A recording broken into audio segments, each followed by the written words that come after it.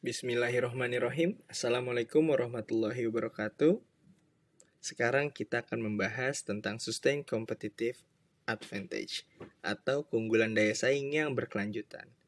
Hal ini digunakan untuk menjawab beberapa pertanyaan seperti apakah perusahaan kita itu spesial? Apakah kita telah memiliki daya saing tinggi untuk melawan kompetitor-kompetitor kita? Dan apakah kita bisa bertahan lama di suatu pasar? Nah, untuk mengetahui hal tersebut, kita kembali lagi ke pertemuan sebelumnya, yaitu tentang kompetensi inti. Kompetensi inti itu terdiri dari sumber daya dan keunggulan unik dari sebuah perusahaan atau organisasi. Sumber daya dibagi dua, yang terlihat dan tidak terlihat. Keunggulan unik bisa berupa skill, motivasi, kenyamanan dalam bekerja, dan kesempatan untuk berkembang. Lalu, kita kembali lagi ke pertanyaan yang tadi. Apakah perusahaan, produk, dan jasa kita sudah memiliki keunggulan daya saing yang berkelanjutan untuk bisa bertahan dan juga untuk bisa mengalahkan kompetitor-kompetitor kita? Jawabannya dengan menggunakan FRIO Framework.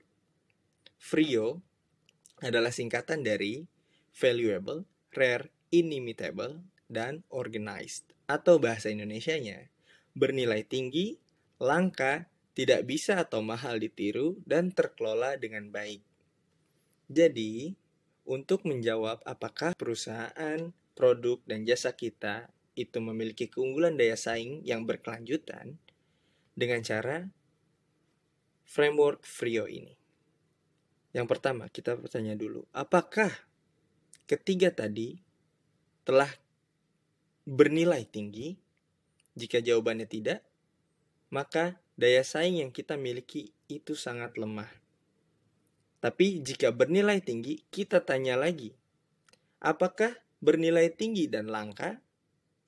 Jika langka itu jawabannya tidak, hanya bernilai saja, maka jawabannya adalah daya saing yang kita miliki biasa saja. Tapi ketika jawabannya iya, kita tanya lagi, apakah ini bernilai tinggi, langka, dan tidak bisa untuk ditiru? Jika jawabannya tidak, maka daya saingnya tinggi, tapi hanya sementara karena bisa ditiru oleh kompetitor atau pesaing yang baru datang di dalam pasar yang kita sedang jalani. Tapi ketika jawabannya iya, maka pertanyaannya adalah apakah perusahaan, produk, dan jasa kita bernilai tinggi, langka, tidak bisa ditiru? Namun, apakah ini terkelola dengan baik? Ketika jawabannya tidak, maka perusahaan, produk, dan jasa yang kita kelola itu memiliki daya saing yang tinggi, tapi tidak terpakai. Nah, bagaimana untuk mendapatkan keunggulan daya saing yang berkelanjutan agar bisa tetap teguh di pasar yang sedang kita kelola? Jawabannya adalah dengan menjelaskan apakah perusahaan, produk, dan jasa kita bernilai tinggi, langka, mahal atau tidak bisa ditiru, dan terkelola dengan baik.